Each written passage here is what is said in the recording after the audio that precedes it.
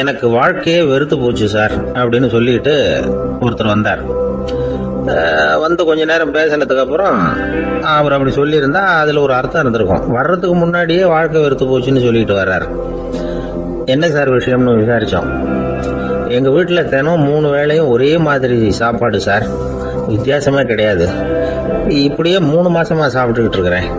அதை விட பட்டினி கிடந்து செத்துடலாம்னு தோணுது அப்படின்னார். ஒரு பெரியவர் சொன்ன தத்துவத்தை சொல்றதுக்கு ஆள் கிடைக்காம தவிச்சுக்கிட்டு இருந்தோம்.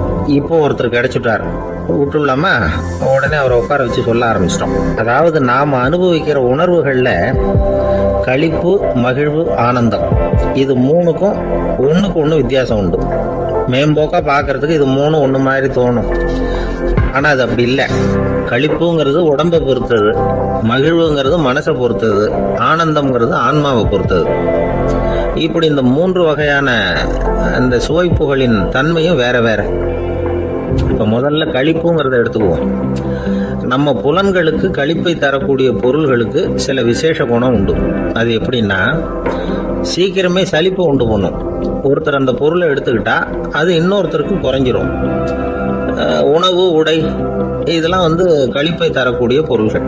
இப்போ உதாரணத்துக்கு, ஒரு சாப்பாட்டு மேசையில் ஒரு பாத்திரத்தில் 10 இட்லி இருக்கு. அதில் ஒரு 2 இட்லியை நம்ம தட்டில் எடுத்து வச்சு சாப்பிட்றோம். நாம் சாப்பிட்ட அந்த இட்லி நிச்சயமாக எதிரில் உட்காந்துருக்கிறவருக்கு இல்லை, அவருக்கு உபயோகப்படாது. நாம் சாப்பிட்ட அதே இட்லியை அவரும் சாப்பிட முடியாது, அவர் வேற தான் எடுத்து வச்சுக்கணும். அது மாதிரி நாம் ஒரு சட்டையை எடுத்து போட்டுக்கிறோம், அதே சட்டையை அதே நேரத்தில் இன்னொருத்தர் போட்டுக்க முடியாது. புலன்களுக்கு களிப்பை தரக்கூடிய இது மாதிரி பொருள்கள்லாம் முதல் தடவை நமக்கு கொடுக்குற களிப்பை 2வது தடவையும் கொடுக்காது, 3வது தடவை இன்னும் குறையும், கடைசியில் வெறுப்பாக மாறிடும். ஒவ்வொன்றா இட்லியை தொடர்ந்து சாப்பிட்றோம்னு வச்சுக்கோங்க, முதல் இட்லி தரக்கூடிய சுவையை 30வது இட்லி தராது. முதல் தடவை புது சட்டையை போட்டுக்கிறப்ப நமக்கு இருக்கிற களிப்பு அதே சட்டையை 100வது தடவையாக போட்டுக்கிறோம்னு வைங்க, அப்போ இருக்குமா? இருக்காது. இதுதான் களிப்பு. அதாவது சீக்கிரமே சலிப்பை தரக்கூடியது. ஒருத்தர் எடுத்துக்கிட்டா இன்னொருத்தருக்கு குறைஞ்சு போகக்கூடியது. ஆனால் மகிழ்ச்சிங்கிறது அப்படி இல்லை. ஒருத்தர் அனுபவிக்கிறதுனால இன்னொருத்தருக்கு குறைஞ்சு போகாது. இப்போ காலையில் சூரியன் உதயம் ஆகிறத பார்த்து சந்தோஷப்படுறோம், அதையே இன்னொருத்தரும் பார்த்து சந்தோஷப்படலாம். ஒரு நல்ல சங்கீதத்தை கேட்குறோம், ஒரு அழகான ஓவியத்தை ரசிக்கிறோம், நீங்கள் ரசிக்கிற அதே நேரத்தில் இன்னொருத்தரும் அதை ரசிக்கலாம். அதனால் அது குறைஞ்சி போகிறதில்ல. இது மகிழ்வு.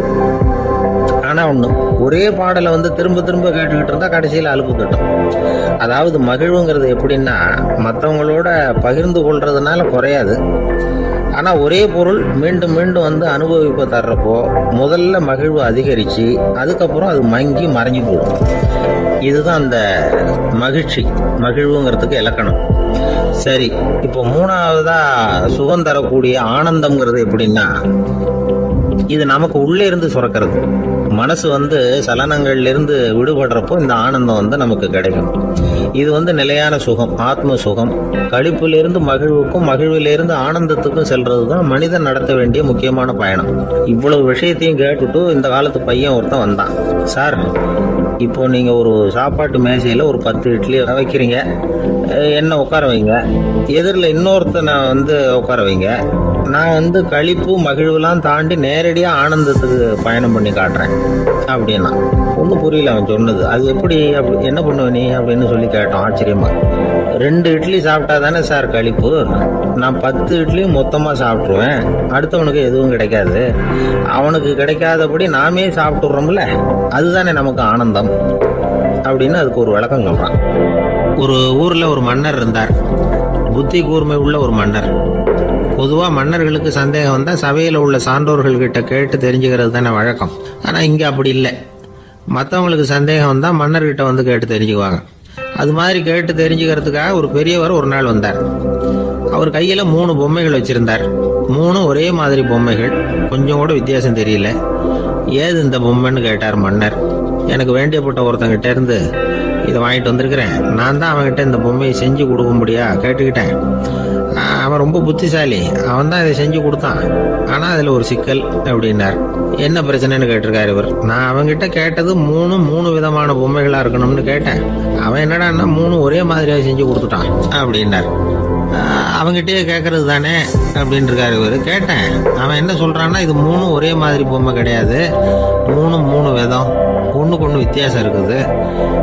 இந்த 3 பொம்மையும் 3 விதமான நண்பர்களுக்கு உதாரணங்கள் அப்படின்னு சொல்றான். எனக்கு ஒன்றும் புரியல, அதுதான் உங்ககிட்ட வந்தேன் அப்படின்னார்.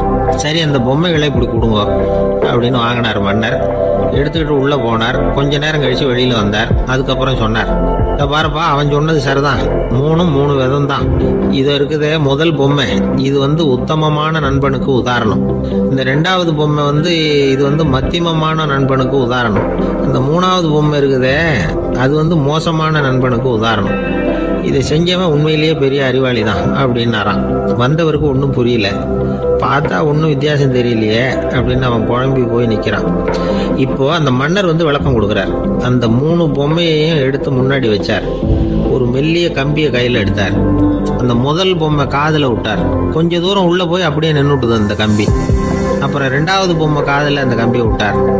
அந்த கம்பி என்னாச்சுன்னா அப்படியே அது வாய் வழியா வெளில வந்தது. 3வது பொம்மை காதில் கம்பியை செலுத்தினார். அது நேரா இன்னொரு காது வழியா வெளியில வந்தது. இந்த முதல் வகை இருக்குதே, அது மாதிரியான நண்பர்கள் எப்படி தெரியுமா? நம்ம கஷ்டத்தை அவங்க கிட்ட சொன்னா பேசாம கேட்டுக்குவாங்க. வெளியில அதை யாருக்கிட்டையும் சொல்லிட்டு இருக்க மாட்டாங்க. வெளியில தெரியாம நமக்கு உதவி பண்ணுவாங்க. செஞ்சுட்டு அதை நான் தான் செஞ்சேன்னு சொல்லிட்டு இருக்க மாட்டாங்க. அதுதான் கம்பி ஒரு காது வழியா போய் உள்ளே நின்றுட்டுது. 2வது பொம்மையில கம்பி என்னாச்சு, ஒரு காது வழியா போய் வாய் வழியா வெளியில வருது. இது மாதிரியான நண்பர்கள்கிட்ட நாம கஷ்டத்தை சொன்னா அதை அவங்க 4 பேர்கிட்ட போய் சொல்லி நமக்காக உதவி கேட்பாங்க. நமக்குன்னு கேட்டு வாங்கி அதை நம்மகிட்ட கொண்டுகிட்டு கொடுப்பாங்க. இவங்க மத்தியமமான நண்பர்கள்.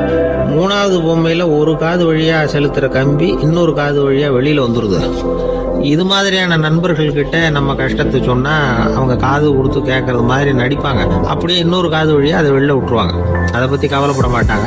இதுதான் இந்த பொம்மைகளுக்குள்ள இருக்கிற வித்தியாசம் அப்படின்னு விளக்கம் கொடுத்தாராம் மன்னர். படிக்கிற பிள்ளைங்கள்லயே இது மாதிரி 3 வகை உண்டு. சில பேர் காதால வாங்கி மனசுல வச்சுக்குவான். சில பேர் காதால வாங்கி பேனாவால எழுதி விடுவான். சில பேர் ஒரு காதால வாங்கி இன்னொரு காதால வெளியில விட்டுருவான்.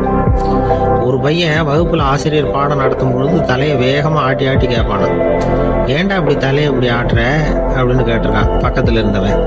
தலையை ஆட்டினா தாண்டா ஒரு காது வழியா உள்ள போறது இன்னொரு காது வழியா வெளியில வேகமா வெளில போகும் அப்படின்னானா அந்த பையன்.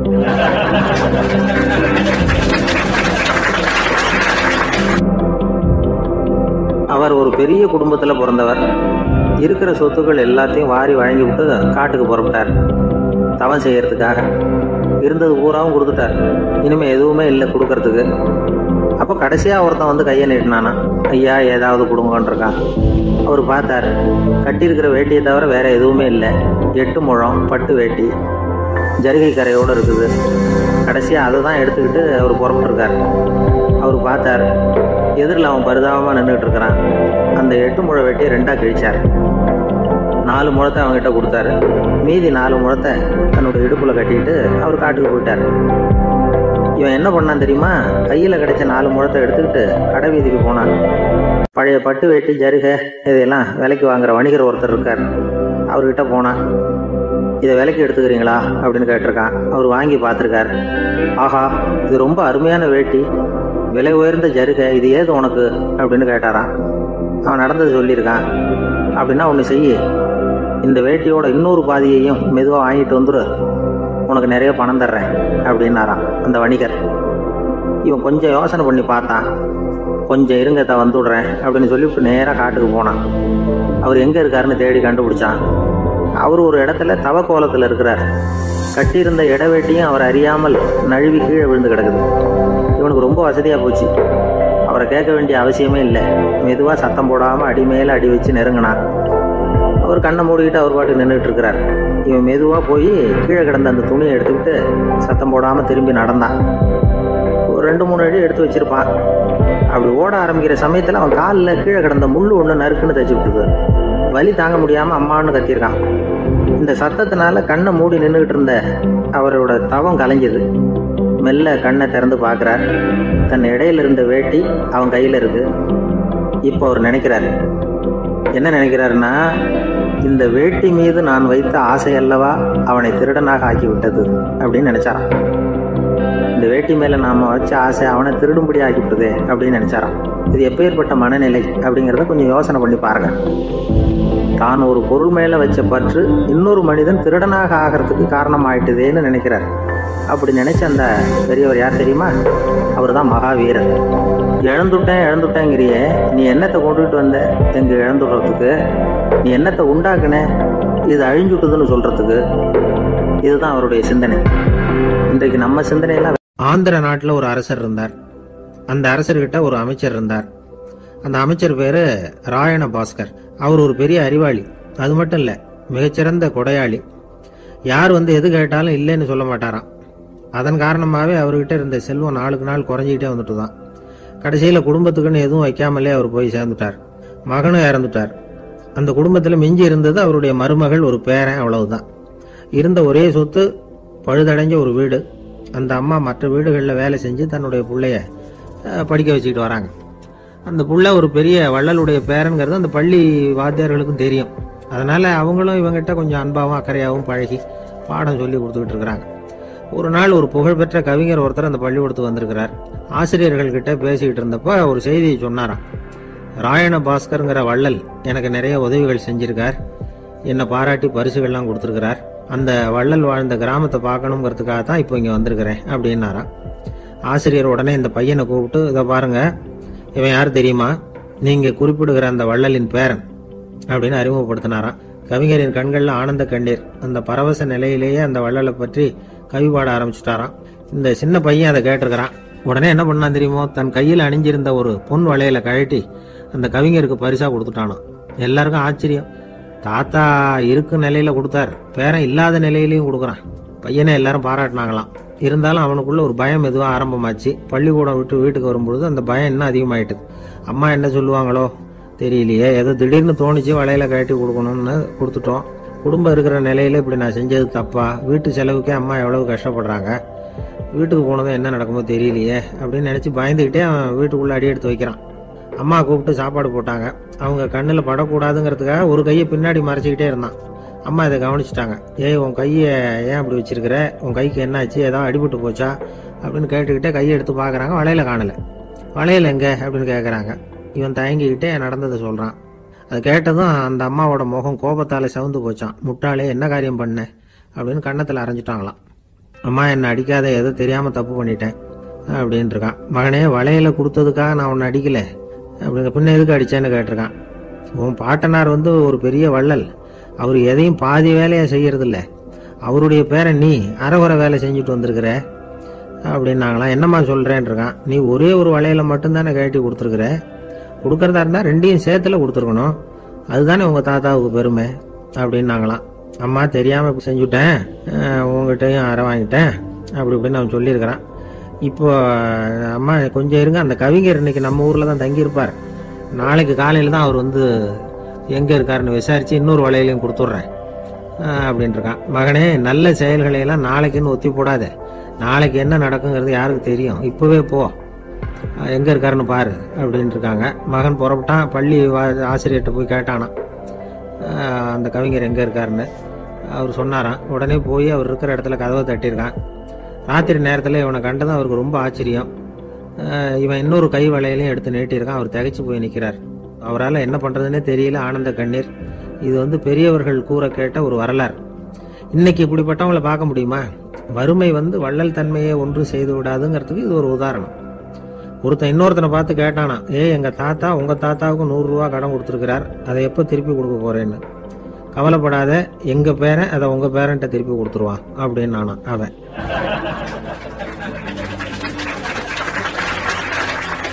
ஒரு ஆளை அடையாளம் கண்டுபிடிக்கணும்னா அதுக்கு சுலபமான வழி என்ன? முகத்தை பார்த்து கண்டுபிடிக்கிறது தான். ஆனா மனுஷன் தப்பு பண்ண ஆரம்பிக்கும் பொழுது அவனை கண்டுபிடிக்கிறதுக்கு வேற வழிகளை தான் கையாள வேண்டியிருக்கு. கைரேகை அதுக்கு ரொம்ப உபயோகப்படுது. கைரேகைகள் வந்து ஒருத்தருக்கு இருக்கிறது மாதிரி இன்னொருத்தருக்கு இருக்கிறது இல்லை. பல் வரிசையும் அப்படிதான். ஏமாத்துறவங்க அதிகமா போனா இருக்கிறவங்க எச்சரிக்கையா இருக்க வேண்டியிருக்குது. பயோமெட்ரிக்ஸ் அப்படிங்கிறது ஒரு பெரிய தொழில்நுட்பம். இதை உபயோகப்படுத்தி சில பாதுகாப்பு உத்திகளை எல்லாம் உருவாக்கி இருக்கிறாங்க அமெரிக்காவில். வீட்டுக்கு சொந்தக்காரர் குரல் கொடுத்தா கதவு திறக்கும், அல்லது அவர் கை வச்சா கதவு திறக்கும். மற்றவங்க யாரு என்ன பண்ணாலும் கதவு திறக்காது. இது ஒரு முறை. அவரோட குரல் அல்லது கைரேகை ஒரு எலக்ட்ரானிக் சாதனத்துல ஏற்கனவே பதிவு பண்ணப்பட்டிருக்கும். இவர் குரல் கொடுக்கறப்போ அல்லது கையை வைக்கிறப்போ அதை ஒப்பிட்டு பார்த்து சரியா இருந்தா கதவு திறக்கிறது மாதிரி ஒரு ஏற்பாடு. இதே மாதிரி ஒருத்தரோட விழித்திரையில உள்ள இரத்த குழாய் அமைப்பு பாருங்க, அது கூட ஒருத்தருக்கு இருக்கிறது மாதிரி இன்னொருத்தருக்கு இருக்கிறது இல்லை. அதனால அதை வச்சு அடையாளம் கண்டுபிடிக்கக்கூடிய சாதனங்களும் இப்ப பழக்கத்துக்கு வந்தாச்சு.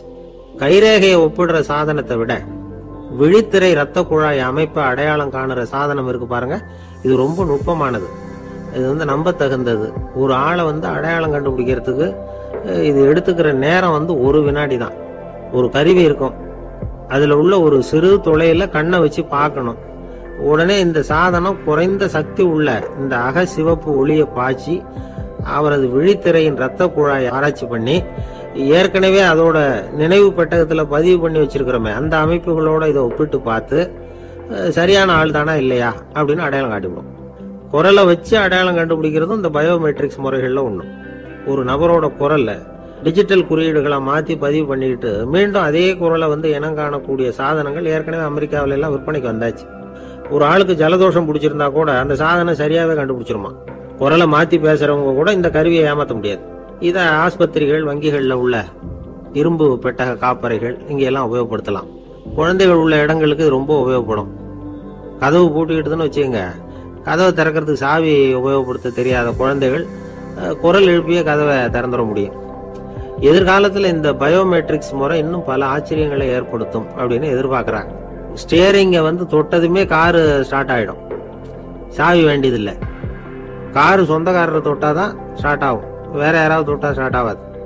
ஒரு மனுஷனோட நடை, அவர் டைப் ரைட்டரை தொடுகிற விதம், இதையெல்லாம் வச்சு கூட ஆளை அடையாளம் காணக்கூடிய தொழில்நுட்பம் வரலாம். என்னதான் தொழில்நுட்பம் வளரட்டும், குடும்பத்துக்குள்ள நடக்கிற திருட்டுகளை கண்டுபிடிக்கிறது ரொம்ப கஷ்டம். ஒரு வீட்டுல பெட்டியில இருந்த பணம் காணாம போச்சு, வீட்டுக்காரரோ அல்லது பையனோ தான் எடுத்திருக்கணும்.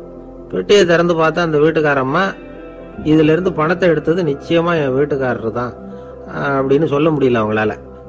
யோசிச்சாங்க, என்னம்மா இப்படி யோசிக்கிறீங்களேன்னு கேட்டிருக்காங்க. நிச்சயமா இந்த பணத்தை எடுத்தது என் வீட்டுக்காரர் இல்லை அப்படின்னு உறுதியா சொல்லிவிட்டாங்க அந்த அம்மா. இது கேட்டவங்களுக்கு ரொம்ப ஆச்சரியமா இருந்தது, அந்த வீட்டுக்காரருக்கு இது ரொம்ப பெருமையா இருந்தது. அது எப்படி அவ்வளவு கரெக்டா சொல்றீங்க அப்படின்னு கேட்டிருக்கிறாங்க.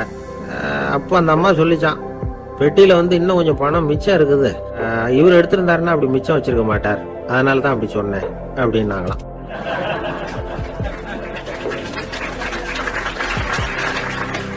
ஒரு ஊர்ல ஒரு ஆள் இருந்தான், நிறைய பணம் சேர்த்தான். அவனுக்கு சம்பாதிக்க தெரியுமே தவிர செலவு பண்ண தெரியாது, மகா கஞ்சன். காசை கையில எடுக்கவே மாட்டான், எடுத்தா செலவு செய்ய வேண்டியிருக்குமே, அதனால இப்படியே அவன் காலத்தை ஓட்டி விட்டான். வயசாயிட்டுது. அவனுடைய மனைவி ஒரு நாள் கேட்டாங்க, இவ்வளவு நாளா நீங்க என்ன எங்கேயுமே அழைச்சிட்டு போனதில்லை, இப்போவாவது அழைச்சிட்டு போகக்கூடாதா அப்படின்னாங்க. எங்க போகணும் சொல்லுன்னா, காசிக்கு போகணும், கங்கையில குளிக்கணும்னாங்க. இவன் பார்த்தான், இதுக்கு ஏன் அவ்வளவு தூரம் செலவு பண்ணிட்டு போகணும், நம்ம ஊர் ஆத்துலயே குளிக்கலாமே, இதுவும் புண்ணிய நதி தான், இங்க குளிச்சா அங்க குளிச்ச பலன் கிடைச்சிரும் அப்படின்னா. சரின்னு 2 பேரும் ஆத்தங்கரைக்கு போனாங்க. அன்னைக்கு ஏதோ விசேஷம், நிறைய கூட்டம், நிறைய பேர் குளிச்சுக்கிட்டு இருக்கிறாங்க. கரையில சில புரோகிதர்கள் நின்றுகிட்டு இருக்கிறாங்க. குளிக்கிறதுக்கு முந்தி அவங்க கிட்ட உட்காந்தா ஏதோ மந்திரம்லாம் சொல்லுவாங்க, கொஞ்சம் காசு கொடுக்க வேண்டியிருக்கும். அதனால இவன் என்ன பண்ணா, ஆத்தங்கரையிலேயே கொஞ்சம் தூரம் போனான், ஊரை விட்டு தள்ளி வந்துட்டான், அங்க யாருமே இல்லை. அப்பாடான்னு சந்தோஷப்பட்டான், குளிக்கலாம்னு புறப்பட்டான். இந்த நேரம் கடவுள் பார்த்தார், இந்த கஞ்சனுக்கு ஏதாவது புத்தி போகட்டணும் அப்படின்னு நினைச்சார். உடனே ஒரு புரோகிதர் மாதிரி உருவத்தை மாத்திக்கிட்டு அந்த ஆள் முன்னாடி நின்னார்.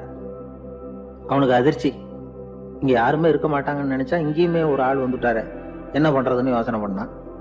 புரோகிதர் உருவத்துல இருந்த கடவுள் சொன்னார், இதை பாருங்க, இன்னைக்கு விசேஷ நாள், நீராடுறதுக்கு முன்னாடி சுயகல்பம் பண்ணிக்கிறது ரொம்ப நல்லது அப்படின்னார்.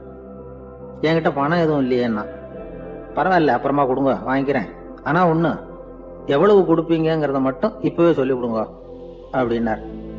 இவன் ரொம்ப யோசனை பண்ணான், ஒரு 10 பைசா தரேன் அப்படின்னா. சரின்னு ஒத்துக்கிட்டு எல்லா கிரியைகளையும் அவர் செஞ்சார். அதுக்கப்புறம் கணவனும் மனைவியும் ஆத்துல குளிச்சாங்க, அவர் போயிட்டார். கொஞ்ச நாள் கழிச்சு அவன் வீட்டுக்கு வந்தார் கடனை வசூல் பண்றதுக்கு. வாசல்ல நின்றுகிட்டு இருந்த அவன் மனைவி இவரை பார்த்ததும் தயங்க ஆரம்பிச்சாங்க. அந்த அம்மா கிட்ட விஷயத்த சொன்னார். அந்த அம்மா ஓடி போய் உள்ள இருக்கிற தன்னுடைய கணவர்கிட்ட சொன்னாங்க. அவன் யோசனை பண்ணான், இப்ப வெளியில போனா அவனுக்கு 10 காசு கொடுக்க வேண்டியிருக்கும், அதனால எனக்கு காய்ச்சல்னு அந்த ஆளுகிட்ட சொல்லிவிடு, இன்னொரு சந்தர்ப்பத்தில் என்னை வந்து பார்க்க சொல்லு அப்படின்னா. அந்த அம்மா போய் சொன்னாங்க. அப்படிங்களா, அப்படின்னா அவரை நான் உடனே போய் பார்க்கணுமே அப்படின்னு உள்ள நுழைய ஆரம்பிச்சார். அவங்க மறுபடியும் இருங்க தான் வரேன்னு சொல்லிவிட்டு உள்ள ஓடி விஷயத்த சொன்னாங்க. இது எதுடா வம்பா போச்சு அப்படின்னு பார்த்தான். மனைவியை கிட்டத்தில் கூப்பிட்டான். இதோ பாரு, ஜன்னி கண்டு நான் இறந்து போயிட்டதா சொல்லிவிடு அப்படின்னா சொன்னாங்க. புரோகிதர் பார்த்தார். அப்படின்னா ஒரு வழியா இருந்து அவருடைய இறுதி சடங்குகளையும் நானே முடிச்சுட்டு போயிடுறேன் அப்படின்னார். உள்ள இருந்தவன் யோசனை பண்ணான், அந்த ஆள் என்ன விடமாட்டான் போல இருக்கு, அதனால ஒரு சவப்பெட்டியில் என்னை வச்சு தூக்கிக்கிட்டு மயானத்துக்கு போங்க பார்த்துக்கலாம் அப்படின்னா. புரோகிதரும் விடுற மாதிரி இல்லை, கூடவே நடந்து போயிட்டு இருக்கிறார். அங்க இறக்கி சடங்குகளை முடிச்சுட்டு தீ வைக்கிற நேரம் பொட்டிக்குள்ள இருந்த நம்ம ஆளு அலறி அடிச்சுட்டு வெளியில ஓடி வந்தான்.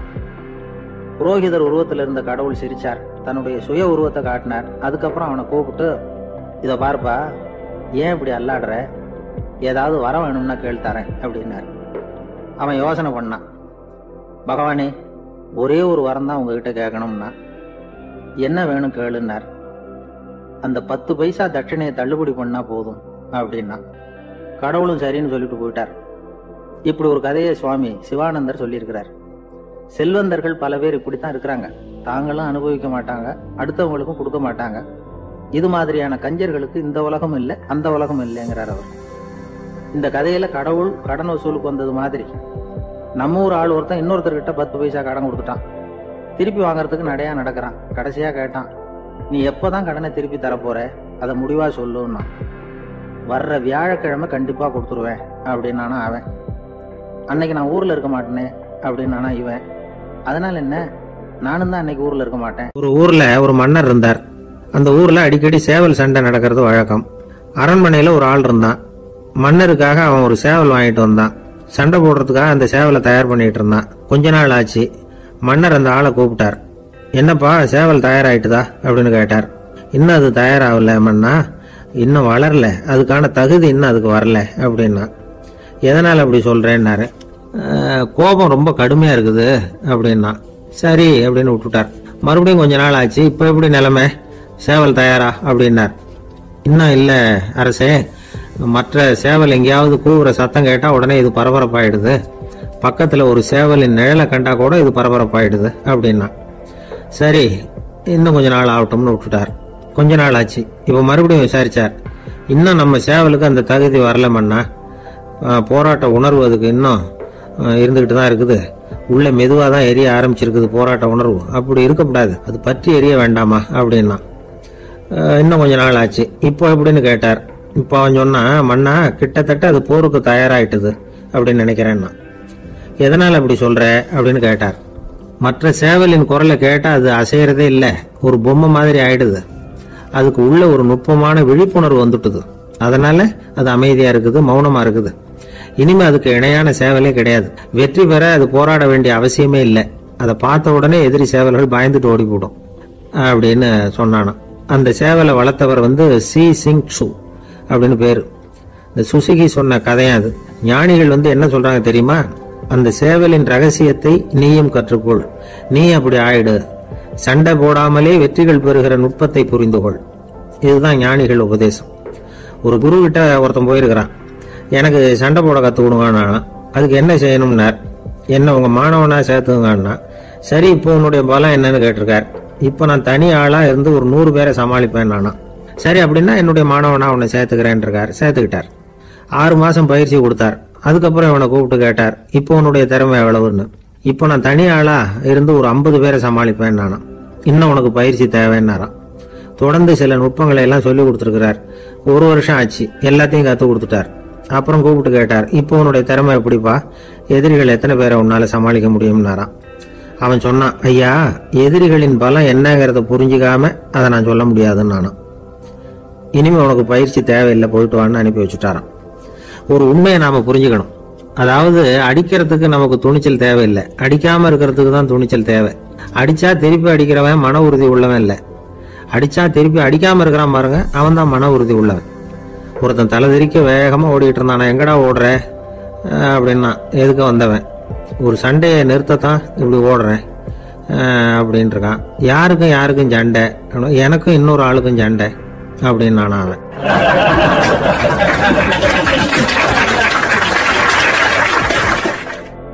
ஒரு ஊர்ல ஒரு மன்னர் இருந்தார்.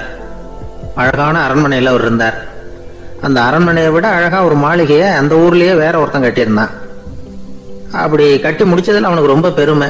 எத்தனையோ செல்வந்தர்கள்லாம் வந்து பார்த்துட்டு, இந்த மாளிகையை விலைக்கு கொடுத்துடுறியா, எவ்வளவு விலை சொன்னாலும் சரி நாங்க வாங்கிக்கிறதுக்கு தயாரா இருக்கோம் அப்படின்னு சொல்லி கேட்டு பார்த்துட்டாங்க. நான் இதை விற்கிறதுக்கு தயாரா இல்லை அப்படின்னு சொல்லிவிட்டான். அவ்வளவு சிறப்பா கலை அம்சத்தோடு அதை கட்டி முடிச்சிருக்கிறான். அதுவே ஒரு பெரிய அரண்மனை மாதிரி இருந்ததுன்னா பாத்துங்களேன். சுற்றிலும் அழகான பூந்தோட்டம். ஒரு நாள் அவன் எங்கேயோ வெளியூர் போயிட்டு திரும்பி வந்துகிட்டு இருக்கிறான். அப்போ அந்த மாளிகை தீப்பெட்டி எரிஞ்சுக்கிட்டு இருக்கு. பதறி போட்டான். விலைக்கு கேட்டவங்க யாராவது இதை செஞ்சிருக்கணும், இல்லைன்னா மன்னரே செய்த சதியோ என்னவோ, இப்படிலாம் அவனுக்கு சந்தேகம். ஒரு மூலையில உட்காந்து அழ ஆரம்பிச்சுட்டான்.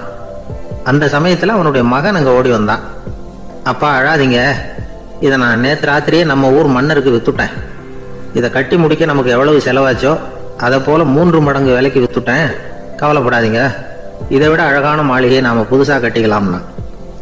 இதை கேட்டதும் அழுதுகிட்டு இருந்தவன் அழுகையை நிறுத்தினான். சிரிக்க ஆரம்பிச்சுட்டான். இதே இடத்த நான் வந்து மன்னர்கிட்ட இருந்து விலைக்கு வாங்குவேன், இதை விட அழகான மாளிகையை கட்டுவேன் அப்படின்னு சுத்தி நின்ன எல்லார்கிட்டையும் சொல்லிட்டு இருந்தான். இந்த சமயத்துல அவனோட இளைய மகன் ஓடி வந்தான். அப்பா, அண்ணன் சொன்னதெல்லாம் சரிதான், மன்னர்கிட்ட விலை பேசினதெல்லாம் உண்மைதான். ஆனா வித்தது பேச்சு அளவுல தான். இனிமேதான் பத்திரம் வாங்கணும், எழுதணும், நீங்க கையெழுத்து போடணும், பதிவு பண்ணணும், மன்னர்கிட்ட பணம் வாங்கணும். அதுக்காகத்தான் உங்களை எதிர்பார்த்துக்கிட்டு இருந்தோம். அதுக்குள்ள இப்படி ஆயிட்டுதுன்னா. இப்ப சிரிச்சுக்கிட்டு இருந்தவன் சிரிப்பை நிறுத்தினான். மறுபடியும் குழந்தை மாதிரி அழ ஆரம்பிச்சுட்டான். இது ஒரு சம்பவம். இதுல இருந்து என்ன தெரியுது? அந்த அழகான மாளிகை தன்னுடையது அப்படின்னு நினைக்கும் பொழுது அவனுக்கு அழுகை வந்தது. அது தன்னுடையது இல்லை அப்படின்னு நினைக்கிற போது சிரிப்பு வந்தது. மறுபடியும் அது தன்னுடையதுதான் அப்படிங்கிற உணர்வு வரும்பொழுது அழுகை. எது எதிலிருந்து நீ நீங்கி இருக்கிறாயோ அது அதிலிருந்து உனக்கு துன்பம் இல்லை அப்படிங்கிறார் திருவள்ளுவர். இந்த உடம்பு என்னுடையதில்லை அப்படிங்கிற உணர்வு வந்துட்டா அது ஒரு பெரிய நிலை. அந்த நிலை வந்து வரணும். எல்லாத்தையும் பயன்படுத்திக்கலாம், ஆனா பற்றுல விழுந்துடக்கூடாது. உலகத்தில் இருங்கள், ஆனால் உலகத்தவராக இருக்காதீர்கள். உலகிற்குள் இருங்கள், உலகம் உங்களுக்குள் வந்துவிட அனுமதிக்காதீர்கள். விலகி இருங்கள், விழித்திருங்கள், மௌனமாய் பார்த்திருங்கள் அப்படிங்கிறது சான்றோர் கருத்து. செய்ய வேண்டிய கடமையிலிருந்து விலகி இருக்கிறவர்கள் நம்ம கிட்ட நிறைய பேர் உண்டு. அப்படிப்பட்ட ஒருத்தர் டாக்டர் கிட்ட போனார். டாக்டர், நான் ஒரு கவர்மெண்ட் ஆபீஸ்ல வேலை பார்க்கறேன், எனக்கு ஒரே அசதியா இருக்கு, என்னை சோதிச்சு பாருங்க, ஆலோசனை சொல்லுங்க ஏதாவதுன்னார். டாக்டர் அவரை பரிசோதனை பண்ணி பார்த்துட்டு சொன்னார், இதோ பாரு, உனக்கு இப்போ தேவைப்படுறது முழு ஓய்வு. நீ எவ்வளவு சீக்கிரமா ஆபீஸுக்கு போறியோ அவ்வளவுக்கு உனக்கு நல்லது அப்படின்னாராம்.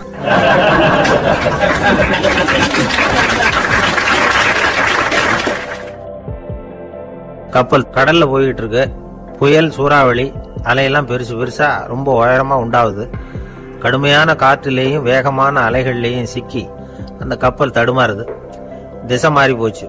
எந்த பக்கம் போயிட்டு இருக்கிறோம்னே தெரியல. அந்த கப்பலை செலுத்திக்கிட்டு இருந்த மாலுமி ரொம்ப சாமர்த்தியமா செயல்பட்டார். தன்னுடைய அறிவாற்றலையும் திறமையையும் முழுமையா பயன்படுத்தினார். அந்த கப்பலை கட்டுப்படுத்தினார். மெதுவா அந்த சூறாவளியிலிருந்து கப்பலை காப்பாத்தி கரைக்கு கொண்டுட்டு வந்து சேர்த்துட்டார். மாலுமின்னு ஒருத்தர் இருந்ததுனால அந்த மரக்கலம் காப்பாற்றப்பட்டது. மாலுமின்னு ஒருத்தர் இல்லைன்னு வச்சுக்குங்க, அந்த கப்பலோட கதி என்னவா இருக்கும் யோசிச்சு பாருங்க. ஒரு கோபக்காரனுடைய நிலைமையும் அப்படித்தானா. கோபக்காரன்கிறவன் ஒரு மாலுமி இல்லாத மரக்கலம் அப்படிங்கிறார் நபிகள் நாயகம். கொந்தளிக்கிற கடல்ல கொடுமையான அலைகளின் உச்சியில அல்லல் படுகிற மரக்கலத்தை விட மோசமானது கோபக்காரனின் நிலைமை அப்படிங்கிறது அவருடைய கருத்து. அது மாதிரி இதுன்னு சொல்லல, அதை விட மோசம் இது அப்படிங்கிறார். ஏன் தெரியுமா? ஒரு கப்பல் கடல்ல தடுமாறினா அதை சரிப்படுத்த மாலுமி இருக்கிறார். அவர் தன்னுடைய சாமர்த்தியத்தினால அதை கட்டுப்படுத்தி சரியான வழிக்கு கொண்டுட்டு வந்துருவார். ஆனா கோபக்காரனுடைய நிலைமை அப்படி இல்லை அப்படிங்கிறார் நபிகள் நாயகம். மனித மனம் ஒரு மரக்கலம், அறிவு அதுல இருக்கிற மாலுமி. மாலுமி மரக்கலத்தை வந்து செலுத்துறான், அவனுக்கு கட்டுப்பட்டு அது ஓடுது. ஆனா கோபக்காரன்கிற மனுஷங்கிட்ட அறிவுங்கிற மாலுமி சரியா வேலை செய்ய மாட்டான். ஏன்னா கோபம் அந்த மாலுமியின் கண்களை அவிச்சிரும், காதுகளை கேட்காம பண்ணிவிடும். கண்ணையும் காதையும் மூடி விட்டு கப்பலை ஓட்டுனா எப்படி ஓட்டுறது? அதனால கோபக்காரன் மாலுமி இல்லாத மரக்கலம். இடி மின்னல்ல மாட்டிக்கிட்டு கஷ்டப்படுற கப்பல் மாதிரி கஷ்டப்படுறான். பெரியவங்க எல்லாம் என்ன சொல்றாங்க? உனக்கு கெடுதல் பண்ணவனுக்கும் நீ நன்மையே செய், எவருடைய விருப்பு வெறுப்பையும் பொருட்படுத்தாதே. பரம எதிரிக்கும் நீ நன்மை செய்ய ஆரம்பிச்சா உன்னுடைய தூய நிலையை பார்த்துட்டு அவனும் உனக்கு நெருக்கமான நண்பனா ஆயிடுவான். இதுதான் பெரியவங்க நமக்கு சொல்லி இருக்கிறது. புனித குர்ஆன் சொல்றது என்ன? தீமையை நன்மையை கொண்டே நீர் தடுத்து கொள்ளும் அப்படின்னு சொல்லப்பட்டிருக்கிறதுல. இன்னா செய்தாரை ஒருத்தல் அவர் நாண நன்னயம் செய்து விடல் அப்படிங்கிறார் திருவள்ளுவர். செல்வந்தர் ஒருத்தர்கிட்ட ஒரு சிறுவன் வந்து ஆடு மேய்ச்சிக்கிட்டு இருந்தானா. பெரியவர் அவனை கூப்பிட்டு, நீ நேரா போய் ஒரு ஆட்டுல உள்ள ரொம்ப நல்ல பகுதி எதுவோ அதை எடுத்துக்கிட்டு வா அப்படின்னாரான். இவன் போனான். ஒரு ஆட்டு உடம்புல இருந்த நாக்கு, இருதயம், இது ரெண்டையும் எடுத்துட்டு வந்து கொடுத்தானா. பெரியவர் வாங்கி பார்த்தார். அதுக்கப்புறம் இப்ப நீ போய் இன்னொரு ஆட்டுல இருக்கிற ரொம்ப கெட்ட பகுதி எதுவோ அதை எடுத்துட்டு வா அப்படின்னாரான். இவன் போய் எடுத்துட்டு வந்தான். அவன் கையில இருந்தது மறுபடியும் அதே மாதிரி நாக்கு, இருதயம், இது ரெண்டும் தான். என்னது இப்பவும் அதையே கொண்டுட்டு வந்திருக்கிற அப்படின்னாராம் பெரியவர். இவன் சொன்னானா, ஒரு உடம்புல உள்ள ரொம்ப நல்ல பொருளும் இதுதான், ரொம்ப கெட்ட பொருளும் இதுதான் அப்படின்னானா. இளம் வயசுல இப்படி பதில் சொன்னவர் தான் பேரறிஞர் லுக்மானுல் ஹக்கீம் அவர்கள். கோபப்படாம இருந்தா இது ரெண்டும் நல்லா வேலை செய்யும், கோபப்பட்டா இது ரெண்டும் மோசமா வேலை செய்யும். அதை புரிஞ்சுக்கிறதுக்காகத்தான் இன்னைக்கு இந்த தகவல். கோபம் வந்துட்டா நாம என்ன செய்யறோங்கிறது நமக்கே தெரியாது. ஒருத்தர் டாக்டர் கிட்ட போனார் அவசரமா. டாக்டர், எனக்கு இப்ப கடுமையான கோப வெறி, எனக்கு கண்ணு மண்ணு ஒன்னும் புரியல, உடனடியாக அதை கட்டுப்படுத்தணும், உடனே இதுக்கு ஏதாவது ஒரு மாத்திரை கொடுங்க ப்ளீஸ் அப்படின்னார். அந்த டாக்டரும் உடனே ஒரு மாத்திரையை கொடுத்து, இதை உடனே போடுங்க, நான் தண்ணி கொண்டுட்டு வரேன்னு உள்ள போனார். தண்ணியோட திரும்பி வந்தார். இவரு சொன்னார், டாக்டர், நீங்க கொடுத்த மாத்திரை ரொம்ப பெருசா இருந்தது, இருந்தாலும் கஷ்டப்பட்டு முழுங்கிட்டேன்னார். டாக்டர் சந்தேகத்தோட மேசையை பாக்குறார். பார்த்தா மாத்திரை அங்கேயே இருக்குது, பேப்பர் வெயிட்ட காணல.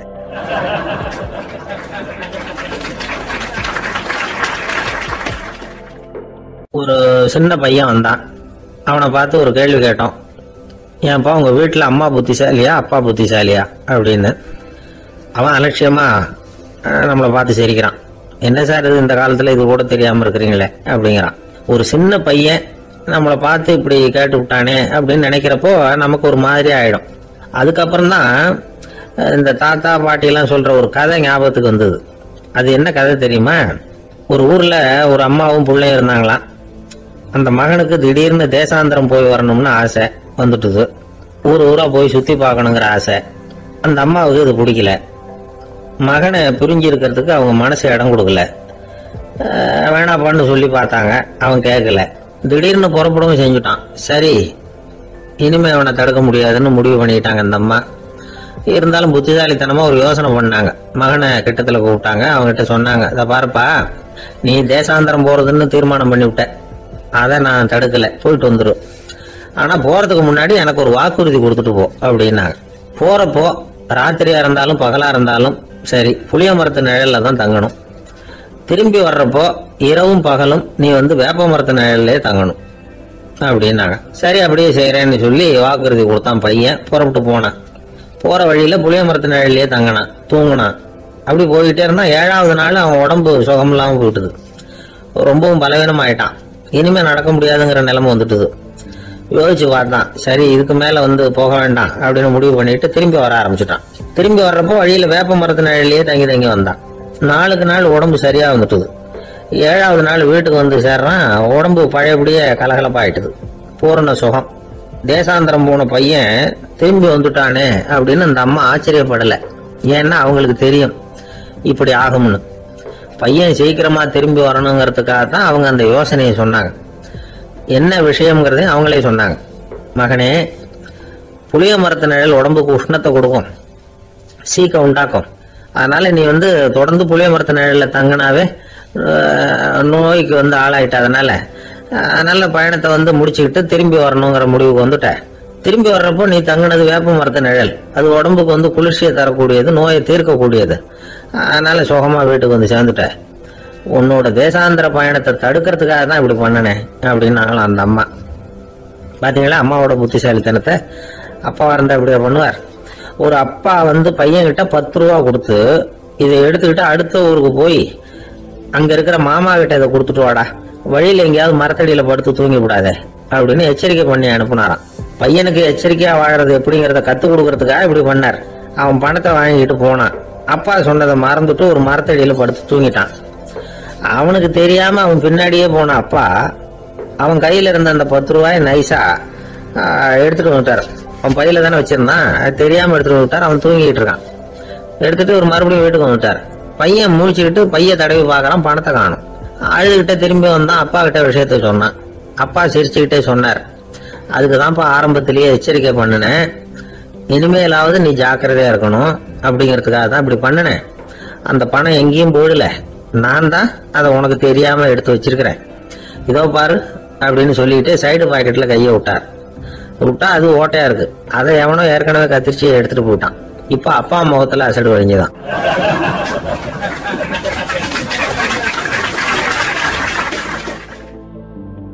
கங்கை கரை தோட்டம் பக்கத்துல ஒரு ஆசிரமம். அங்க ஒரு பெரியவர் தங்கி இருக்கிறார். அவர் தான் ராமகிருஷ்ண பரமஹம்சர். அந்த ஆசிரமம் இருந்த இடம் கரக்பூர். வங்காளத்துல பொதுவா எல்லாரும் மீன் சாப்பிடுறது உண்டு. கங்கையில குளிச்சுட்டு கையில ஒரு மீனோட வர்றது வழக்கம். இவர் இருக்கிற இடத்துக்கு கங்கையில படகு வழியா வரணும். அப்படிதான் எல்லாரும் வருவாங்க.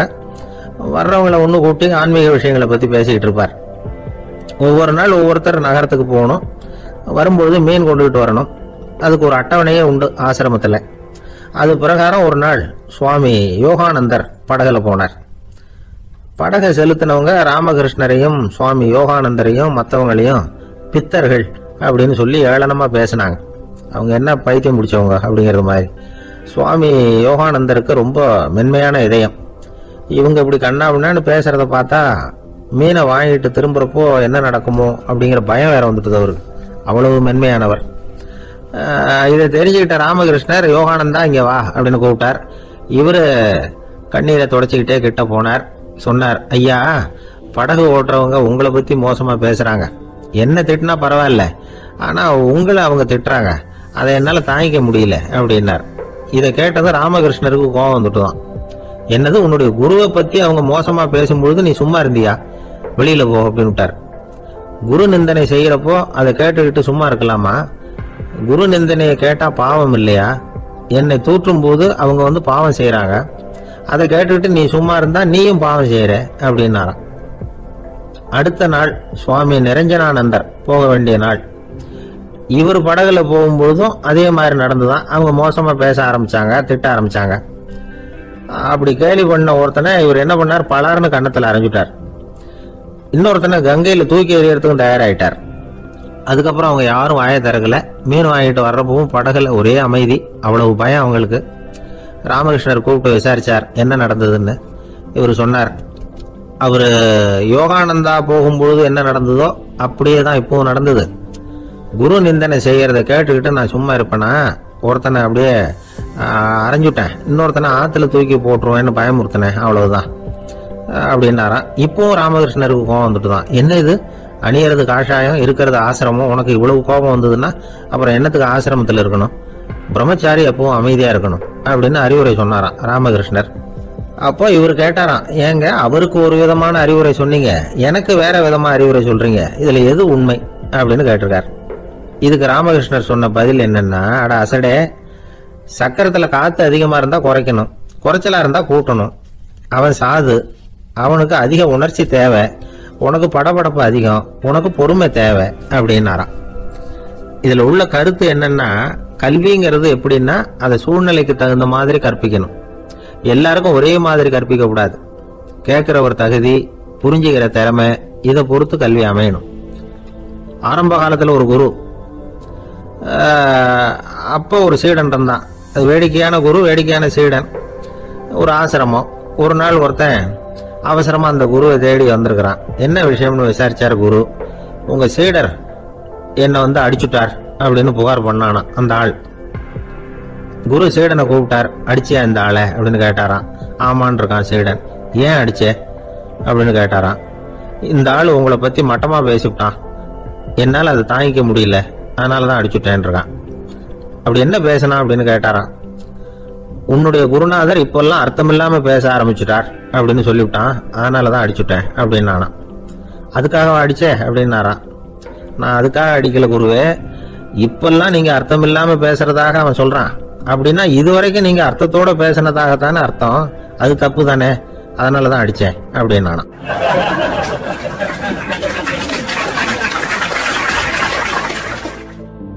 ஒரு விவசாயி விதைக்கிறதுக்காக வயல்வெளி பக்கம் போறார்.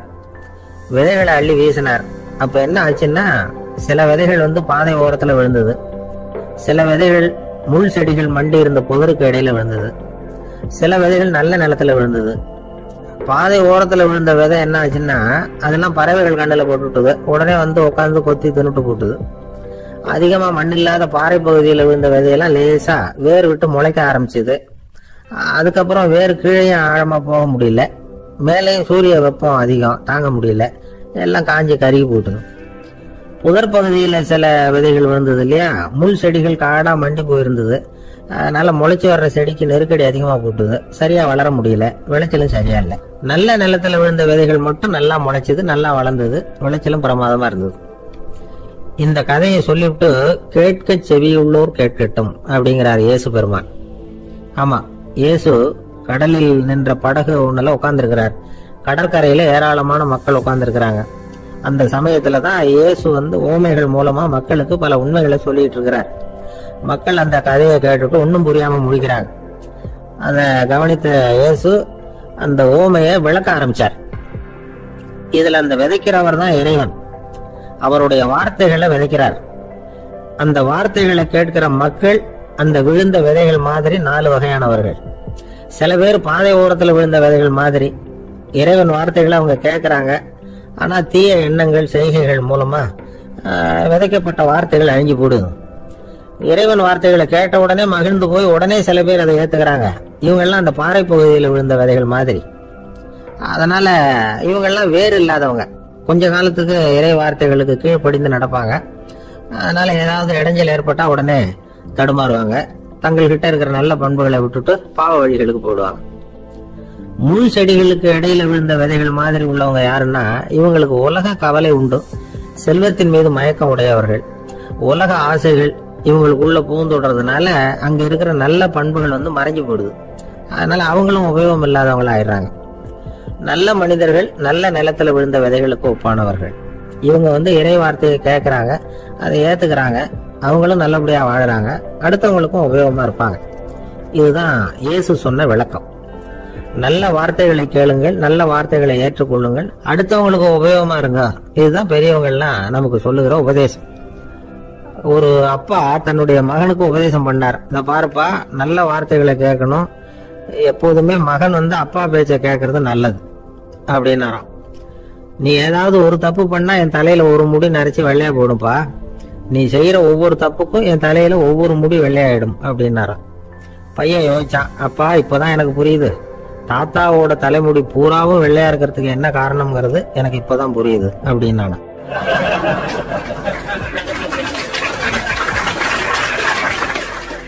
எனக்கு வாழ்க்கையில ஒரே ஒரு ஆசை தான் சார் அப்படின்னாரு ஒருத்தர். அது என்னன்னு கேட்டேன். ஆசைகளை ஒழிச்சுடணுங்கிறது தான் என்னோட ஆசை அப்படின்னார். இப்படி ஆசைகளை ஒழிக்க வேண்டும் அப்படிங்கிறதையே ஒரு ஆசையா கொள்றது அபத்தம் அப்படிங்கிறார் ஒரு பெரியவர். இது மாதிரி ஆசைகளை ஒழிக்க ஆசைப்பட்டா அந்த நோக்கம் நிறைவேறாதான். அந்த முயற்சியால புதுசா சில துன்பங்கள் தான் சேருமா. அதுல புதுசா ஒரு ஆசை தலை தூக்கும் அப்படிங்கிறார் அவர். ஆசைகளை தானா விழ வச்சுடலாம். அதுக்கு வழி என்ன தெரியுமா? எந்த ஒரு ஆசையையுமே பூரணமா நிறைவேற்றிக் கொள்ள முடியாதுங்கிறத உணரணும். அதை உணர்ந்தா ஆசைகள் தானா வந்துடும். அதை விட்டுட்டு ஆசைகளை விட்டுடணுங்கிறதையே ஒரு ஆசையா வச்சுக்கிட்டு அதுக்காக கடுமையா முயற்சிகளையும் செஞ்சுக்கிட்டு, நான் ஆசைகளை விட்டுட்டு ஞானோதயம் அடையறதுக்கு கடுமையா முயற்சி பண்ணிட்டு இருக்கிறேன் சார் அப்படின்னு சொல்லிக்கிட்டு இருந்தா எந்த காலத்திலயும் ஞானோதயம் வரப்போறது இல்லை. அதுக்கு பதிலா துன்பம் தான் சேரும் அப்படிங்கிறது அவரோட கருத்து. எந்த ஒரு ஆசையையும் பூரணமா நிறைவேற்றி கொள்ள முடியாது அப்படிங்கிறத உணரணும். ஒரு ராஜா, அவர் மனசுல அமைதி இல்லை, எப்பவும் கஷ்டப்பட்டுக்கிட்டே இருந்தார். இந்த துன்பத்தை போக்குறதுக்கு பல வழிகள்ல என்னென்னமோ முயற்சியெல்லாம் பண்ணி பார்த்தார். ஒன்னும் சரியா வரல. கடைசியா ஒரு காரியம் பண்ணார். அதாவது ஒரு வேதாந்தியை தேடிட்டு போனார். அவரை பார்த்து கேட்டார், ஐயா, என்னுடைய துன்பங்கள்ல இருந்து நான் விடுபடணும், அதுக்கு சுலபமா ஏதாவது ஒரு வழி இருந்தா சொல்லுங்களேன் அப்படின்னு கேட்டுக்கிட்டார். அதுக்கு அந்த வேதாந்தி சொன்னார், அதுக்கு ஒரு வழி சொல்றேன், அது மாதிரி செய். அதாவது உன்னுடைய ராஜ்யத்துக்குள்ள போதுங்கிற மனசோட வாழற ஒருத்தனை கண்டுபிடிக்கணும். அப்படி கண்டுபிடிச்சு அவனுடைய சட்டையை வாங்கி நீ போட்டுக்கணும். அப்படி போட்டுக்கிட்டா உன்னுடைய துன்பம் தீர்ந்துரும் அப்படின்னார். உடனே ராஜாவுக்கு ரொம்ப மகிழ்ச்சி. அரண்மனையில இருந்த அத்தனை பேரையும் ஆளுக்கு ஒரு பக்கமா அனுப்புனார், தேட சொன்னார். போதுங்கிற மனசுடைய ஒருத்தனை கண்டுபிடிச்சி கொண்டுகிட்டு வாங்க அப்படின்னார். எங்கெங்கயோ தேடி கடைசியா ஒரு ஆளை கண்டுபிடிச்சாங்க. அவன் போதுங்கிற மனசோட இருக்கிறவன் தான். ஆனா அவன்கிட்ட சட்டை எதுவும் இல்லை. இடையில கட்டியிருக்கிற துண்டே போதுங்கிற மனசோட அவன் வாழ்ந்துகிட்டு இருக்கிறான். சட்டை இருந்தாவில் ராஜா வாங்கி மாட்டிக்க முடியும். அந்த வேதாந்தி ஏன் அப்படி சொன்னாருங்கிறதுக்கான அர்த்தம் இப்பதான் ராஜாவுக்கு புரிஞ்சுதான். இதுவரைக்கும் சொன்னதெல்லாம் ஞான மார்க்கத்தை தேடிடுறவனுக்கான உள்ள தகவல். இப்போ இன்னைக்கு இளைஞர்கள் இதை கேட்டுவிட்டு நமக்கு ஆசையே வேணாம் அப்படின்னு முடிவு பண்ணிவிட்டா வாழ்க்கையில முன்னேறவே முடியாது. நம்முடைய முயற்சிக்கு ஆசைதான் தூண்டுகோல். அதனால இந்த ஆசையையும் அந்த ஆசையையும் போட்டு குழப்பிக்க கூடாது. ஆனா ஒண்ணு, பேராசை நமக்கு தேவையில்லை. நாம படுற ஆசையிலேயும் ஒரு நியாயம் இருக்கணும். ஏன்னா நம்மள சில பேர் நீங்க தான் சார் சொன்னீங்க, அதனாலதான் ஆசைப்பட்டேன், அரைதான் கிடைச்சது மிச்சம் அப்படிம்பாங்க கன்னத்தை தடவிக்கிட்டே. அதனால இப்பெல்லாம் எந்த தகவலை சொன்னாலும் ரொம்ப எச்சரிக்கையா இருக்க வேண்டி இருக்குது. ஒரு ஆளு ஒரு கடை வச்சு வியாபாரம் பண்ணிட்டு இருந்தான். அவனுக்கு ரொம்ப பேராசை, நிறைய பணம் சேர்க்கணும்னு. திடீர்னு ஒரு நாள் அவனுக்கு உடம்பு ரொம்ப சுகம் இல்லாம போயிட்டுது. இனிமே பிழைக்கிறது கஷ்டங்கிற நிலைமை. மரணப்படுகையில இருக்கிறான். சொந்தக்காரங்கெல்லாம் சுத்தி உட்கார்ந்து இருக்கிறாங்க. இவன் மெதுவா கண்ணை திறந்து பாக்குறான். என் வீட்டுக்காரி எங்கன்னா, இதோ இருக்கேன் அப்படின்னாங்க அந்த அம்மா. பசங்கள்லாம் எங்கேங்கிறான். இதோ பக்கத்துலதான் நின்றுட்டு இருக்கிறோங்கிறாங்க. பொண்ணுங்க எங்கேங்கிறான். எல்லாம் இங்கதான் இருக்கிறோம் அப்படிங்கிறாங்க. எல்லாம் இங்கதான் பக்கத்துலதான் இருக்கோம், நீங்க கவலைப்படாதீங்கன்னு சொல்றாங்க எல்லாம். அவன் மெதுவா கஷ்டப்பட்டு வாயை திறந்து, அட பாவீங்களா, எல்லாரும் இங்க இருந்தா அங்க கடையை யாரு கவனிக்கிறது அப்படின்னானா. ஒரு நாள் ஒரு 10-15 பள்ளிக்கூடத்து பிள்ளைங்க தேடிட்டு வந்தாங்க. உங்களை பார்த்துட்டு தான் போகணும், அதுக்காக தான் வந்திருக்கோம்னாங்க. என்ன விஷயம்னு கேட்டோம். நாங்கள்லாம் கூடி ஒரு முடிவு பண்ணியிருக்கிறோம், அதை உங்ககிட்ட சொல்லணும் அப்படின்னாங்க. அதுவும் ஒரு வாண்டு பையன் அதை சொன்னான். என்ன முடிவு அது அப்படின்னு கேட்டோம் ரொம்ப ஆர்வமாக. அதை இப்போ சொல்ல மாட்டோம், எங்களுக்கு பிடிக்கிற மாதிரி ஏதாவது ஒரு தகவல் சொன்னால் அதுக்கப்புறம் நாங்கள் அதை சொல்கிறோம் அப்படின்னா அந்த வாண்டு பையன்.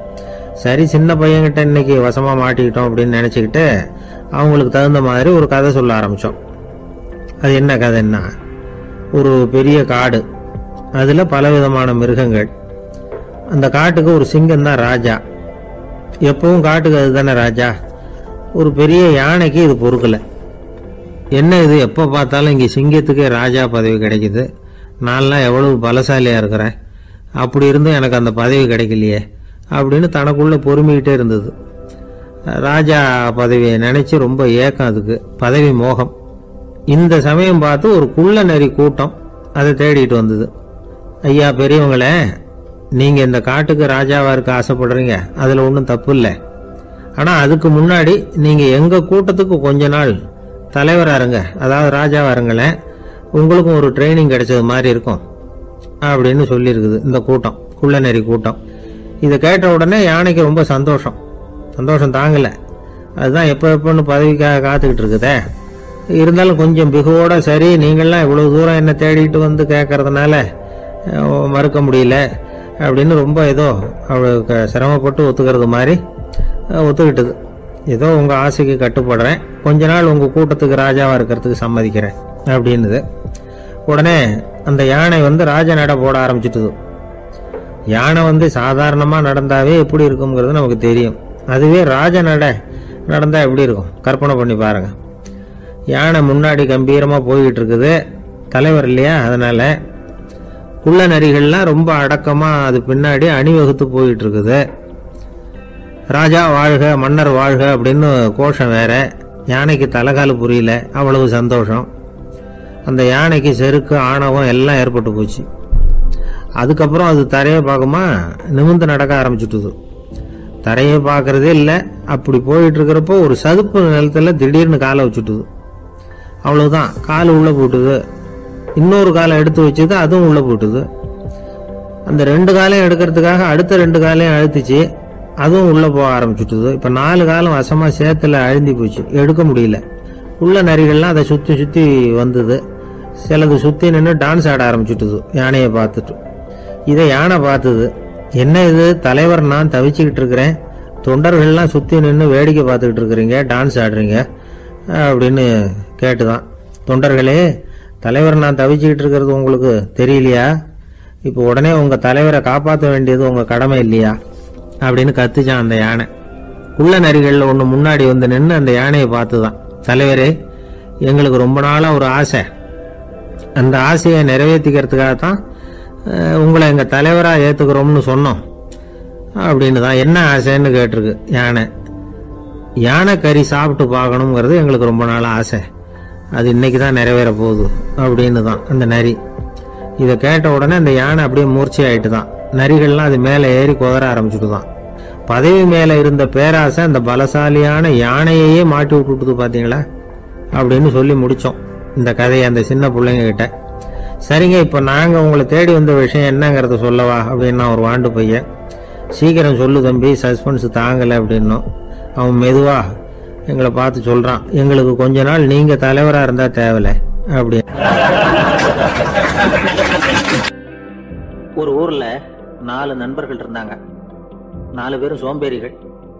4 பேருக்கும் எந்த வேலையும் செய்யறதுக்கு உடம்பு வளையறதில்ல. இருந்தாலும் சோம்பேறித்தனத்தில் ஒருத்தருக்கு ஒருத்தர் கொஞ்சம் வித்தியாசம் உண்டு. அதுக்கு தகுந்த மாதிரி அவங்களுக்கு பேர் அமைஞ்சு போச்சு. ஒருத்தன் கால் சோம்பேறி, இன்னொருத்தன் அரை சோம்பேறி, அடுத்தவன் முக்கால் சோம்பேறி, கடைசி ஆளு முழு சோம்பேறி. இவங்க 4 பேரும் நண்பர்கள். அப்புறம் எப்படி காரியம் நடக்கும்? 4 பேரும் ஒரு வீதியில் அப்படியே நடந்து போய்கிட்டு இருக்கிறாங்க. நல்ல பசி, எங்கேயாவது சோறு போடுவாங்களா அப்படின்னு பார்த்துக்கிட்டே வந்தாங்க. அவங்க வந்த வழியில் ஒரு ரூபா காசு கிடந்தது தரையில். அவங்க கண்ணில் அது பட்டுது. ஆனாலும் அதை குனிஞ்சு எடுக்கணுமே, அதுக்கு சோம்பேறித்தனம். முழு சோம்பேறி பார்த்தான். பக்கத்தில் வந்துக்கிட்டு இருந்த முக்கால் சோம்பேறிக்கிட்ட சொன்னானா, டேய் அதை கொஞ்சம் குனிஞ்சு எடுறா அப்படின்னானா. அவன் என்ன பண்ணான் தெரியுமா? அதுக்கு அடுத்தபடியா வந்த அரை சோம்பேறிகிட்ட சொன்னானா, என்ன எல்லாரும் பேச, நீ அதை கொஞ்சம் குனிஞ்சு எடுறா அப்படின்னானா. அவன் இவனை விட மோசம், அடுத்தவங்க கிட்ட சொல்லியிருக்கிறான். அவனும் குனியறதுக்கு தயாரா இல்லை. ஆக கூடி கடைசியில யாருமே காசை எடுக்கல. என்னத்துக்கு அனாவசியமா உடம்ப வளைச்சிக்கணும் அப்படின்னு எல்லாரும் பேசாம வந்துட்டாங்க. அவங்க பாட்டுக்கு நடந்து வந்துகிட்டே இருக்கிறாங்க. எதிரில் ஒருத்தன் வாழைப்பழத்தை வண்டியில வச்சு தள்ளிட்டே வந்தான். ரூபாய்க்கு 4 பழம்னு கூவி வித்துக்கிட்டே வர்றான். இப்ப அந்த முழு சோம்பேறி சொன்னானா, டேய் வழியில கிடந்தது ரூபா, அதையாவது எடுத்துக்கிட்டு வந்திருந்தா இப்ப இந்த பழத்தை வாங்கி ஆளுக்கு ஒன்று சாப்பிடலாமே அப்படின்னானா. ஆமா சாப்பிட்டுருக்கலாமே அப்படின்னாங்களாம் மற்றவங்களும். ஆனாலும் திரும்பி போய் அதை எடுக்கணும்னு யாருக்கும் தோணலை. பேசாம சோர்ந்து போய் நடந்து வந்தாங்களாம். இருட்டி போச்சு. வழியில ஒரு கோவில். சரி இங்கேயே படுத்து தூங்குவோம் அப்படின்னா ஒருத்தன். அதுதான் சரின்னாங்க மற்றவங்களும். அப்படியே மண்டபத்தில் படுத்துட்டாங்க. கோவில் அர்ச்சகர் வேலையெல்லாம் முடிச்சுட்டு வெளியில வந்திருக்காரு. இவங்களை பார்த்தாராம். ஏன் இப்படி சோர்ந்து போய் கிடக்குறீங்க அப்படின்னு விசாரிச்சிருக்காரு. 2 நாளாச்சுங்க நாங்க சாப்பிட்டு அப்படின்னாங்களாம். அவர் உடனே ஐயோ பாவம் அப்படின்னு சொல்லி பானை, விறகு, அரிசி, தண்ணி எல்லாம் கொடுத்து நீங்களே சமையல் பண்ணி சாப்பிட்டுக்கோங்க அப்படின்னு சொல்லிவிட்டு போயிட்டார். இந்த 4 பேருக்கும் சமையல் பண்ணி சாப்பிடணும்னு ஆசையாக தான் இருந்தது. ஆனால் அடுப்பு பற்ற வைக்கணுமே, அதுக்கு தீப்பெட்டி வேணுமே. தீப்பெட்டி இல்லை. இப்போ முழு சோம்பேறி ஆரம்பிச்சான். அடுத்தவனை பார்த்து, டேய் கடைக்கு போய் ஒரு தீப்பெட்டி வாங்கிட்டு வாயேன் அப்படின்னு நானான். அவன் வழக்கம் போல அடுத்தவங்க கிட்ட சொல்லியிருக்கான். அவன் அதுக்கு அடுத்தவங்க கிட்ட சொல்லியிருக்கிறான். கடைசியாக கால் சோம்பேறி கிட்ட வந்து சேர்ந்தது. அவனும் அது நம்மால முடியாது அப்படின்னு பேசாம இருந்துட்டான். இப்போ தீப்பெட்டி வேணுமே, அதுக்கு என்ன பண்றது? அவங்களுக்குள்ள பேசி ஒரு முடிவுக்கு வந்தாங்களாம்.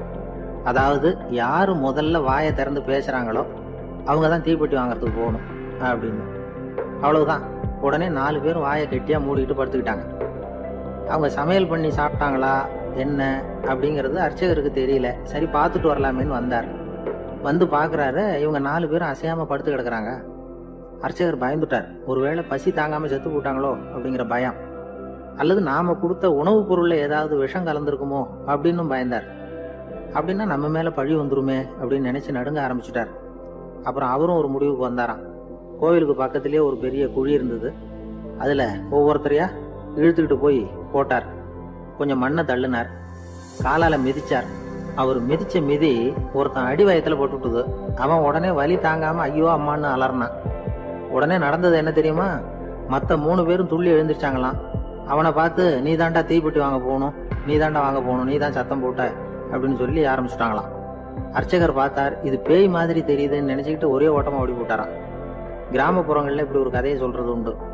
சோம்பல்ங்கிறது நம்ம முன்னேற்றத்துக்கு பெரிய தடை அப்படிங்கிறத நாம புரிஞ்சுக்கணும். அதுதான் இந்த கதை சொல்ற நீதி. ஒரு ஆள் இருந்தான், நிறைய பணம் சம்பாதிச்சான். ஆனால் செலவு பண்ண மனசு வரல. கருமி. அவன் என்ன பண்ணா, சேர்த்த பணம் பூராவையும் ஒரு மரத்தடியில் புதைச்சி வச்சிருந்தான். வாரத்துக்கு ஒரு தடவை அந்த மரத்தடிக்கு வருவான். புதைச்ச இடத்த ஆவலோடு பார்த்துக்கிட்டு இருப்பான். அதுக்கப்புறம் போயிடுவான். அவ்வளவுதான். ஒரு நாள் ஒரு திருடன் வந்தான். இவன் புதைச்சி வச்சிருந்ததெல்லாம் எடுத்துட்டு போயிட்டான். இது தெரிஞ்சு போச்சு. அந்த கருமி புலம்ப ஆரம்பிச்சிட்டான். இவன் புலம்பலை கேட்டதும் அக்கம் பக்கத்தில் இருந்தவங்க எல்லாம் ஓடி வந்தாங்க. என்ன விஷயம்னு விசாரிச்சாங்க. இவன் சொன்னான். ஒரு பெரியவர் கேட்டார், ஏப்பா வாரம் வந்து இந்த இடத்த பார்க்கறதாக சொன்னியே, எப்போவாவது இதுல இருக்கிற பணத்தை எடுத்து செலவு பண்ணியிருக்கியா அப்படின்னு கேட்டார். நான் அப்பப்போ வந்து அதை பார்க்கறது தான் வழக்கம், அதை தொட்டதே இல்லைன்னு. அவன் சரி அப்படின்னா இப்போ நீ அதே மாதிரி வாரம் ஒரு தடவை வந்து இந்த இடத்த பார்த்துட்டு போகலாமே அப்படின்னாராம் அந்த பெரியவர். அதுவும் சரிதானே, எவ்வளவு காலமானாலும் அவன் அந்த பணத்தை எடுத்து செலவு பண்ண போறதில்ல. அப்படி இருக்கிறப்ப உள்ளே பணம் இருந்தாலும் ஒண்ணுதான், இல்லாம போனாலும் ஒண்ணுதான். இதுல இருந்து என்ன புரியுதுன்னா, ஒருத்தர்கிட்ட இருக்கிற பணத்தை கொண்டு அவர் பணக்காரரா ஏழையா அப்படின்னு முடிவு செய்யறது சரியில்லை. அந்த செல்வத்தை அனுபவிக்கிற திறன், பயன்படுத்துற திறன், அதை வச்சுதான் அவர் ஏழையா பணக்காரரா அப்படிங்கிறத நிர்ணயம் பண்ணணும். அதுதான் சரி. செலவு பண்ண தெரியாதவன் சேகரம் பண்ணிட்டே இருக்கிறதுனால என்ன பிரயோஜனம்? தலைமுடியே இல்லாதவன் தாராளமா சீப்புகளை வாங்கி சேகரம் பண்றது மாதிரி தானே இது. சில சமயம் செலவு பண்ண நாம தயாரா இருந்தா கூட அந்த செல்வம் நமக்கு பயன்படுறது இல்லை. அரேபியாவில் ஒரு நகை வியாபாரி விலை உயர்ந்த முத்துக்களை எல்லாம் அவர் வச்சு வியாபாரம் பண்ணிட்டு இருந்தார். அவர் ஒரு சமயம் ஒரு பாலைவனம் வழியா போயிட்டு இருக்கிறார் ஒட்டகத்துல. அப்போ திடீர்னு கடுமையான புயல் வீச ஆரம்பிச்சுட்டுது. திசை தவறி இவர் எங்கேயோ வந்துட்டார். கூட வந்தவங்களையும் காணல, எங்க போனாங்களோ தெரியல. இவர் ரொம்ப பயந்து போய் அங்கே எங்கேயுமா அலைஞ்சு திரியிறார். வழியே தெரியல. பசி கடுமையாயிட்டுது. ஒட்டகத்து முதுகுல ஒரு மூட்டை இருந்தது. அதை பிரிச்சு பார்த்தார். உள்ள ஏதாவது இருக்கான்னு தேடி பார்க்கறார். அது வரைக்கும் கண்ணுல தட்டுப்படாத அபூர்வமான ஒரு பை கண்ணில் பட்டுது. ஆகா, அதுல ஏதாவது சாப்பிட்றதுக்கு இருக்கும் அப்படின்னு நினைச்சு ஆவலா அதை பிரிச்சு பார்க்கறார். அந்த பையில விலை உயர்ந்த முத்துக்கள் நிறைய இருந்துதான். அப்பதான் அவர் நினைச்சாராம், விலை உயர்ந்த முத்துக்கள் கூட சாப்பிட்றதுக்கு உணவாக முடியாது அப்படிங்கிறத புரிஞ்சுக்கிட்டாராம். எந்த நேரத்துல எது நமக்கு தேவையோ அது நமக்கு தாராளமா கிடைக்கணும்.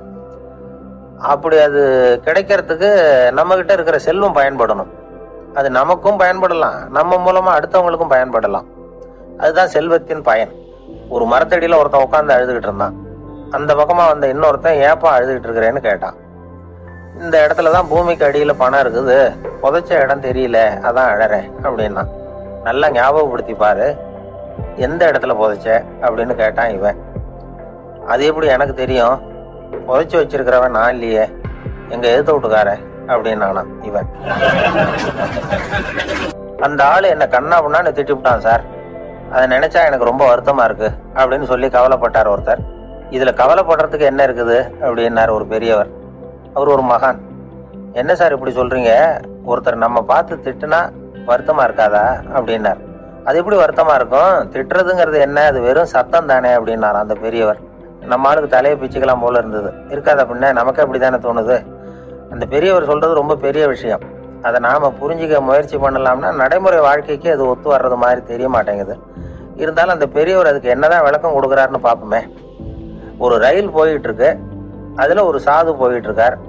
அந்த ரயில் வந்து அவரு ஹரித்வாரம் போயிட்டு இருக்காரு. அவரு ரயில்ல ஏகப்பட்ட கூட்டம். நம்ம ஊர் ரயில் கேட்க வேணும், டிக்கெட் வாங்கிட்டு கொஞ்சம் பேர், வாங்காத கொஞ்சம் பேர். அது என்னத்துக்கு அனாவசியமா டிக்கெட் அப்படிங்கிற நினைப்புல பாதி பேர். இந்த கூட்டத்துக்கு மத்தியில அந்த சாதுவும் போயிட்டு இருக்கிறார். உட்கார்றதுக்காக இருந்த இடத்துல ஒரு ஆள் படுத்திருக்கிறான். கொஞ்சம் முரட்டு ஆசாமி. அவன் காலு பக்கத்துல கொஞ்சோண்டு இடம் பாக்கி இருந்தது. அந்த இடத்துல இந்த சாது உட்காந்துருந்தார். மெதுவா உட்காந்துக்கிட்டார் போய். ஆனா அந்த ஆளு ராத்திரி பூரா இவரை காலால உதச்சிக்கிட்டே இருக்கிறான். அது இவருக்கு ரொம்ப அவமானமா பட்டுது. அதனால துக்கம் ஏற்பட்டது. இருந்தாலும் அதை ஒரு மாதிரியா சகிச்சுக்கிட்டே இவர் வந்து சேர்ந்தார். பொழுது விடிஞ்சது. அந்த சாது ஹரித்வார் வந்து சேர்ந்தார். அங்க ஒரு பெரிய ஞானியை சந்திச்சார். ராத்திரி ரயில்ல அந்த ஆள் உதைச்சதையும் அதனால தனக்கு ஏற்பட்ட துக்கத்தையும் இந்த சாது அந்த ஞானி கிட்ட சொன்னார். சொல்லிவிட்டு, ஏன் சுவாமி, எனக்கு துக்கம் ஏற்பட்டதே, அது தப்பா அப்படின்னு கேட்டார். தவறுதான் அந்த ஞானி. உனக்கு இன்னமும் தேக அபிமானம் போகலைங்கிறது தான் அது காட்டுது. அஷ்டாவக்கரர் என்ன சொல்றார் தெரியுமா, உண்மையான ஞானி யாராவது தன்னை வந்தனை செய்தால் அதற்காக சந்தோஷப்பட மாட்டார், யாராவது நிந்தனை செய்தால் அதற்காக வருத்தப்பட மாட்டார் அப்படின்னு சொல்றார். நிந்தனைங்கிறது ஒரு ஒலி தான். தேகாபிமானம் இருக்கிற வரைக்கும் இந்த ஒலி நம்மளை வேதனைப்படுத்தும். நான் தேகம் இல்லை, ஆத்மா அப்படிங்கிற நினைவு இருந்தா இந்த ஒலி நம்மளை பாதிக்காது. மனு என்ன சொல்றார் தெரியுமா?